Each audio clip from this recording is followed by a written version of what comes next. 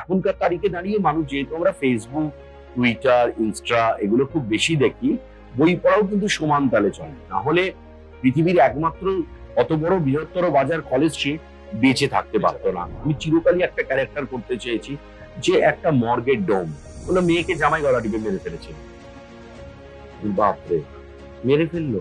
বললো হ্যাঁ। তো সেই মেয়ে কোথায়, জামাই কোথায় এখন? বললো জেলে তো যাবজ্জীবন হয়েছে।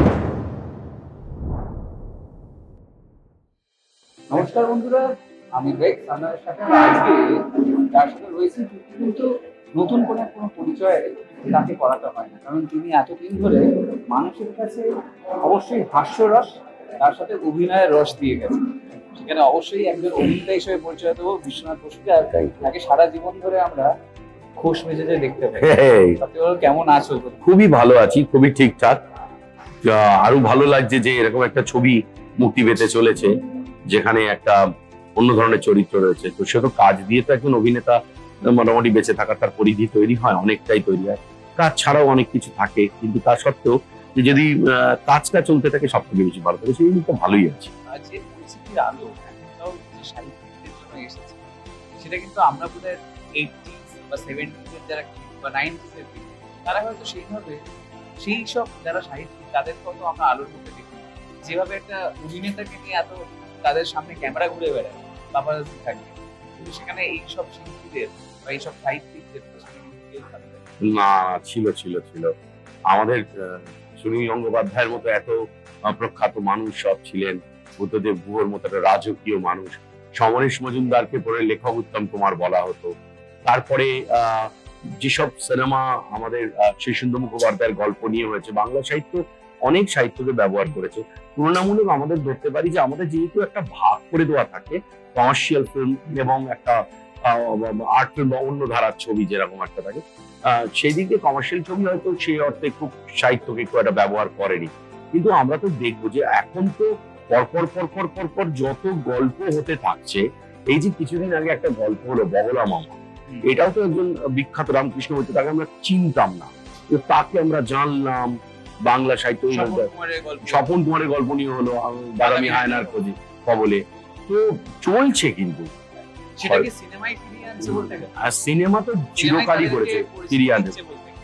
মাটির ঢেকু থেকেই যদি আমরা ধরি, তাহলে তো সিনেমাই তাকে তুলে ধরে নিয়ে আসে। বিভূতিভূষণের সাথে বিশ্বকে আলাপ করিয়ে দিল, পদ্মা নদীর মাঝি থেকে শুরু করে আমাদের হাসুলি বাকের উপকথা, গঙ্গা, সবই তো বিখ্যাত সব উপন্যাস।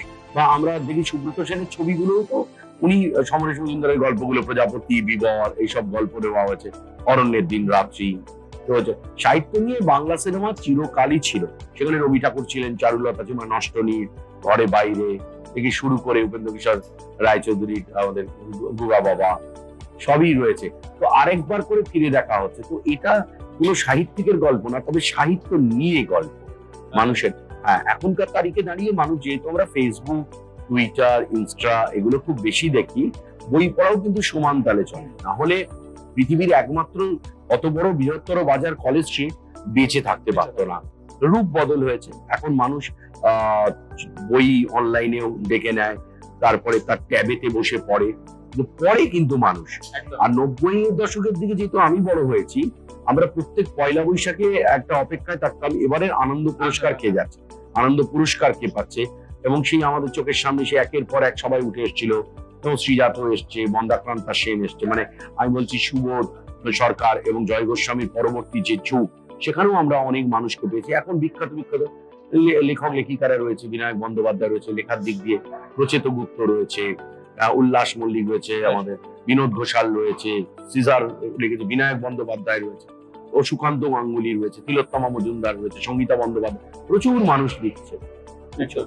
আর একটা বিষয় তোমায় জিজ্ঞেস করবো, যে এত বছর এই যে যারা শিল্পীর কথা, এত বছর কাজ করার পরে মনে হয় যে অভিনেতা হিসেবে এখনো কোনো ড্রিম রোলের খোঁজে তুমি রয়েছে? সব সময় সেটাই একমাত্র নিজের সাথে নিজের লড়ে যাওয়ার একটাই মাধ্যম হচ্ছে যে আমার এখনো কিছু ক্যারেক্টার করার বাকি আছে। এমন এমন মানুষের সঙ্গে দেখা হয়ে যায় না, যে আমার থেকে সম্পূর্ণ আলাদা। আমি চিরকালই একটা ক্যারেক্টার করতে চেয়েছি, যে একটা মর্গের ডোম, তার যে একটা জীবন ধারণ, তার যে একটা বেঁচে থাকা, তারও সন্তান আছে, স্ত্রী আছে, সবকিছু আছে, তার একটা জীবন, সেটা খুব তুলে ধরা। অ্যাট দ্য সেম টাইম এমন একজন বিজনেস টাইফুন যে আজ সকালটা লন্ডনে ছিল, এখানে লিওভারে কলকাতাতে 5 ঘন্টা, তার মধ্যে মায়ের সঙ্গে দেখা করবে এবং সে আবার এখান থেকে বেরিয়ে ধরো সিঙ্গাপুর বেরিয়ে যাবে। তো এই যে জগৎ, এই অনেকটাই অজানা। এবং অনেক চাষির সাথে আমার দেখা হয়। একটা মানুষ এদিকে আমায় কথা বলতে বলতে বললো, বাড়িতে কে কে আছে?" তো সে আমাকে বললো যে আমার 2 নাতি। তাই বললাম, নাতি মানে ছেলে? বলে ছেলে না, মেয়ের ঘরে। তাই বললাম মেয়ে? বললো মেয়েকে জামাই গলা টিপে মেরে ফেলেছিল। বাপরে, মেরে ফেললো? বললো হ্যাঁ। তো সেই মেয়ে কোথায়, না জামাই কোথায় এখন? বললো জেলে তো যাবজ্জীবন হয়েছে। এই যে লোকটা, তার নাতি দুটোকে সে বড়, এটা একটা অজানা লোক, কিন্তু সেটাও তো একটা গল্প, সেটা তো আমায় করতে হবে, সেটা তো আমায় সুযোগ পেতে হবে। এরকম অনেক চরিত্র, আমি অনেক মানুষের সঙ্গে যেহেতু আমার দেখা হয়, অনেক মানুষের সঙ্গে কথা বলি, বা আমাদের টেলিভিশনের দৌলতে কিছুদিন আগে আমি একটা দীর্ঘদিন ধরে অনুষ্ঠান করছি ঘরে ঘরে জি বাংলা। তো আমি পশ্চিমবঙ্গের বহু মানুষের তাদের কাহিনী মানে ভাবার বাইরে। এটাই আমি আসতাম যে এটার জন্য কি তুমি হয়তো মানুষকে ছুটে পেরেছো, মানে তাদের কাছে যেতে এটা আমি খুব ঈশ্বরের আশীর্বাদ ধন্য। টেলিভিশনে থাকার জন্য। যেহেতু আমার বেড়ে ওঠাটা একটা গ্রামে, এবং এখনো সেটা দেখছিলাম মফস্বল। তুমি তোমার সোশ্যাল মিডিয়া ভাইরাল হয়েছে একটা ছবি, তুমি পুকুরের মধ্যে স্নান করছো, তোমার তোমার ছেলেবেলায় ফিরে যাচ্ছ, এরকম একটা ব্যাপার। রোজই চান করি ওই পুকুরটায়। তো ওই ভাই দাঁড়িয়ে ওটা তুলেছিল। হ্যাঁ। তো সেটা তুলেছিল বলে মানুষের, তো সেইখানেও অনেক রকম মানুষ আমার আশেপাশে আছে যারা আমার সাথে তাহলে আমি সিনেমায় কাজ করি, ও সুপুরির ব্যবসা করে, ও আম পাড়ে, এবং এত সুন্দর জীবনবোধ, সংসার এত সুন্দর করে চালায়। জীবনের এত সুন্দর দিক আছে, কোনো ওটা পড়া নিয়ে কারোর সাথে কম্পিটিশন নেই, নিজের বাড়িতে নিজে। এই মানুষগুলোকে আমি বহুদিন থেকে দেখতাম, এবং যেহেতু স্টেজ শো করা বা আমাদের যে ফাংশন করার দৌলতে পশ্চিমবঙ্গে তুমি তো দৌড়ে বেড়ায়, হোটেলে যারা কাজ করে, যারা নাইট ডিউটি করে, যারা সিকিউরিটিতে থাকে, আমি তাদের সাথে কথা বলি, কি অবস্থা, কি চলছে, তাদের বাড়ি কি অবস্থা। সেইটা বরঞ্চ আমাকে ঘরে ঘরে জি বাংলা করতে সুযোগ আরো সুবিধা করে। তো প্রশ্নগুলো কিরাম হবে, মেলামেশাটা কতটা, কেন আমি তাদের সাথে একদম ওইভাবে, আমি মাঝির সঙ্গেও গল্প করেছি অনেক সময়। তো সেটা ঘরে ঘরে জি বাংলা করে দিল। কোচবিহার থেকে শুরু করলাম, সারা পশ্চিমবঙ্গটাকে ঘুরে দেখলাম, এবং যে 200টা পরিবার, আমি 200টা এপিসোড করেছি। আর আজকে এই মুহূর্তে বন্ধ হয়ে যাচ্ছে, আজকের তারিখে ঘরে ঘরে জি বাংলা। কিন্তু এই যে 200টা পরিবারের সঙ্গে দেখা করলাম, সেলিব্রিটি পরিবার ছাড়া তাদেরও অন্য কাহিনী আছে, বেরিয়েছেও আমার সামনে। রুট লেভেলে যাও, রুট লেভেল মানে এক একটা কাহিনী বোল্ড আউট করে দিয়েছে, পুরো বোল্ড আউট, মানে ধারণার বাইরে, চিন্তার বাইরে। এক মহিলা বলেছিল লাস্ট 20 বছর কোনোদিন হাসিনি। এটা কি বিশ্বনাথ বসুকে আরেকটু পরিণত করছে জীবনে? খুব বেশি করে টেলিভিশনকে তাহলে কৃতিত্ব দেবে। টেলিভিশনে তো নিয়ে এসছে, টেলিভিশনেই তো প্রথমে এসেছিলাম, টেলিভিশনই তো একের সঙ্গে আলাপ করিয়ে দিয়েছে পশ্চিমবঙ্গের মানুষের সঙ্গে। তারপর সিনেমা এসছে, সিনেমা তার মধ্যে চলেছে, সাফল্য পেয়েছে, আমি আরো বেশি করে গ্রহণযোগ্যতা পেয়েছি। তো টেলিভিশন না হলে বুঝতেই পারতাম না যে পশ্চিমবঙ্গের পরিধি এবং মানুষের কাছে যে গ্রহণযোগ্যতা তৈরি। টেলিভিশনকে বিশ্বনাথ বসু অনেক বেশি ক্রেডিট দেবে নিজের জীবনে ব্যাপ্তি, অনেক বেশি।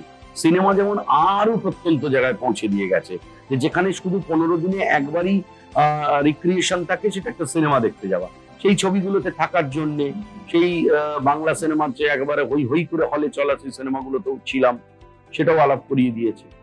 কমার্শিয়াল ছবির কি পরিস্থিতি?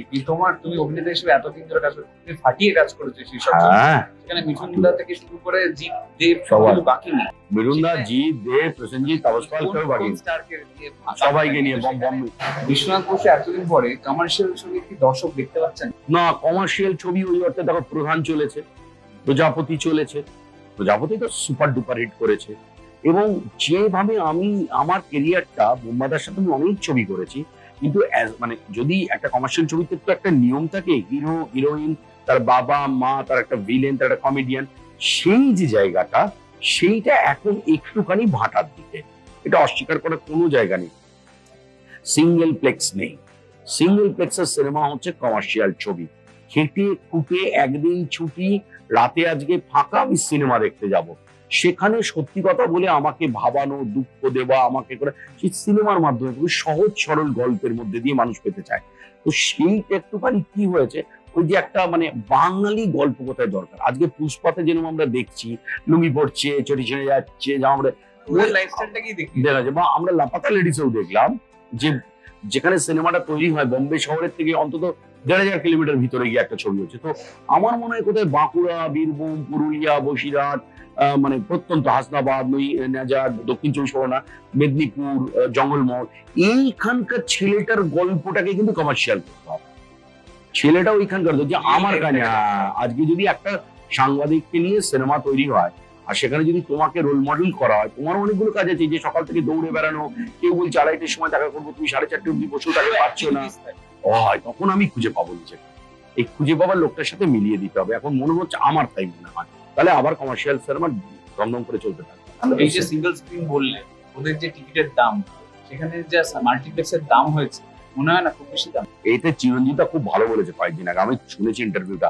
তার থেকেও বড় বললাম, একটা একটা মানসিক ভাবে তৈরি হওয়া, মানে আমার হাওয়াই চটি, আমার পকেটে 3,000 টাকা আছে, কিন্তু আমি ওই জায়গাটায় নিয়মিত যাই না। আমাকে যদি তুমি এখন ফট করে বলো যে আমেরিকার প্রেসিডেন্ট এসছে এবং সেখানে হোটেল তাজবেঙ্গল হোটেলে রয়েছে বা জেডব্লিউ ম্যারিয়েটে রয়েছে এবং পুরোটা ওরা ঘিরে রয়েছে, কিন্তু আমার সাথে মিট করবে, আমি খুব একটা মানে যেরকম ভাবে একটা সাধারণ মানুষের সাথে মিট করতে চাই না, আলাদা একটা জায়গা, আমি কি গন্ডগোল হবে না তো, না আমাকে একাই যেতে হবে, তাহলে ওদের কেউ আটকে দেবে না তো, আমাকে অনেক, এইটা ব্লক হচ্ছে মানুষের। মাল্টিপ্লেক্স আমাদের একটা বড় লাগদির জন্য, মানে খাওয়া দাওয়া, মানে পপকর্ন কিনতে এই এই যে ব্যাপারটা, এটা কোথাও একটা ব্লকেজ হচ্ছে। 1,000 টাকা তো দর্শক সবার কাছে থাকে। 1,000 টাকা পশ্চিমবঙ্গে অনেকের কাছে অনেক দাম, অনেক বিষয়, মানে সিনেমা দেখার জন্য অত টাকা সত্যি। আবার তবে আবার একটা জিনিস আমি বলবো, একটা সময় একটা পাড়াতে একটাই টেলিফোন থাকতো, এখন তো মোবাইল প্রত্যেকের হাতেই আছে না, তুমি যাকেই দেখো একটা মোবাইল রয়েছে। তো এই একটা পথ পরিবর্তন বলে, একটা পরিবর্তন চলছে, সেটা হতে একটু বাংলায় সময় লাগবে, তখন আবার হলে যাবে মানুষ সবাই মিলে। একটা জিনিস, তোমার এখন এতদিন ধরে কাজ করেছো, কোনো অভিনেতার বিরুদ্ধে বলছি না, বাট মনে হয় না যে এমন কোনো সুপারস্টার নেই যাদের জন্য লোকে এখনো হলের মধ্যে এই যেমন পাঠান জওয়ানের জন্য লড়াই করবে? না, সেটা তো গেছে, সেটা যদি তুমি বলি এরা সুপারস্টার আছে, কিন্তু সুপারস্টারের সাথে সিনেমাটার মেলবন্ধন হচ্ছে না এখন ভারতবর্ষ সুপারস্টারের মুখ দেখে সিনেমার না, সেটা ভারতবর্ষে কিন্তু এখন কোনোভাবেই তুমি চালাতে পারো না। মানে আমির খান একটা কিছু করে ছেড়ে দিল, শুধু আমির খানের মুখের জন্যই ছবিটা 70 কোটি টাকা বিজনেস করবে, শাহরুখ খানের মুখের জন্যই করবে, সেটা কিন্তু এই মুহূর্তে হচ্ছে না। লাপাতা লেডিস কিন্তু এগিয়ে যাচ্ছে সেখানে, কোথায় গিয়ে যে আমাদের যে সিনেমাগুলো, যেমন জিতেন্দ্র বলে এখন একটা ছবি চলছে না, আমাদের রাজকুমার রাও, বা আমরা তো দেখে নিলাম, আমাদের গল্প তো চললো, একটা মানে প্রায় বৃদ্ধ হতে যাওয়া দুজন দম্পতি বা কাপল আর কি, শাশ্বত এবং অপা, তারা একটা ছবি টেনে দিল, তাহলে বুঝতে পারছো কন্টেন্টের একটা ভীষণ দাম চলছে। এখন যাদের মুখ দেখে ছবি দেখতে যেতে লোক, একদম নাম করে বলছি, প্রসেনজিৎ, সেও দেখবে কন্টেন্টের উপরে সিনেমা করছে। মেয়েদের আমার কিছুদিন আগে একটা ছবি করলো, সৌভিকেরই একটা ছবি করেছিল আয় কুকু আয়, তো সে কন্টেন্টকে ধরছে, কিন্তু জিদ্দাকেও যে কমার্শিয়াল কন্টেন্ট হচ্ছে, একটা ক্লিক করে গেলেই হবে, যাদের মুখ দেখে লোকে সিনেমা যেত, দেব প্রজাপতি গিয়েছে, প্রধান গিয়েছে, টনিকও লোকে দেখেছে, কন্টেন্টের সাথে ক্লিক করে গেলেই সুপারস্টার। কন্টেন্ট ভিত্তিক বলছো, এটা কি ওটিটি অনেকটা ফিরিয়ে আনলো আমাদের 12 ফেলের মতন ছবি, লাপাতা লেডিস তুমি এক্সাম্পল দিলে, অবশ্যই ওটিটির মধ্যে বলো, দিগন্ত দিল। হ্যাঁ বাংলায় বলো ডাকঘর, হ্যাঁ তারপরে ইন্দুবালা ভাতের হোটেল, আমাদের অচিন্ত আইচ, একেন বাবু কাঁপিয়ে দিচ্ছে, কি অসাধারণ সব কাজকর্ম। হ্যাঁ, তারপরে মানে অসম্ভব, মানুষ খুব ভালোবাসে দেখে। আমি একটাই কাজ করেছি সেই অর্থে, মানে ওটিটিতে, এই যে ডুগডুগি বলে, কত লোকে বলেছে, কতটা অনেক ভাবে মানুষ চাইছে, বাড়িতে থাকবে, মোবাইল খুলবে, তাতে দেখবে, কমফোর্ট জোনে থাকবে, গাছতলায় বসে দেখবে, মানুষের মতো করে সুন্দর করে কাজ করলে মানুষ দেখবে। কৌশিকদার ছবিগুলো মানুষ দেখছে না, হ্যাঁ কি অসাধারণ গল্প খুঁজছে মানুষ, সেটাই গল্প। এখন না স্টার ওই অর্থে হবে না, সিনেমা স্টার তৈরি করে যেরকম, তেমনি এখন হচ্ছে সিনেমা গল্প দিয়ে তাদেরকে হিট করে। একদম। আর অবশ্যই তাদের কথায় ফিরে আসবো, অবশ্যই এই ছবিটাকে কোন কোন ক্ষেত্রে তুমি দর্শকদের বলে কি রয়েছে, যেটা এই যে কন্টেন্ট, গল্প, একটা গল্পকারের গল্প, যে গল্পকার পৃথিবীতে নেই, তার গল্পগুলো রয়ে গেছে, সে গল্পগুলো হারিয়ে যেতে পারে যদি আমরা তার পাশে না দাঁড়াই, সেই গল্প নিয়ে আসছে তাদের কথা। সেখানে একটা পাবলিশারের ক্যারেক্টার আমি করছি, যেটা আমার অপরিচিত কিন্তু পরিচিত ছিল এক সময়। 96 সাল থেকে 2001 অব্দি আমি যখন কলেজ স্ট্রিট হেদুয়া এই অঞ্চল জুড়ে ঘোরাফেরা করতাম, তারই গল্প নিয়ে আসছে তাদের কথা। একদম, তোমার অনেক ধন্যবাদ। আজকে কিন্তু বিশ্বনাথ দাস তো জমি আড্ডা হলো, সিনেমা অবশ্যই তার সাথে টিকিট থেকে শুরু করে সবকিছু নিয়ে কিন্তু সুপারস্টার, সবকিছুই কিন্তু আমাদের আড্ডা। আগামী দিনে আবার বিশ্বদের সাথে আমরা আড্ডা দেবো, আপাতত এখানেই।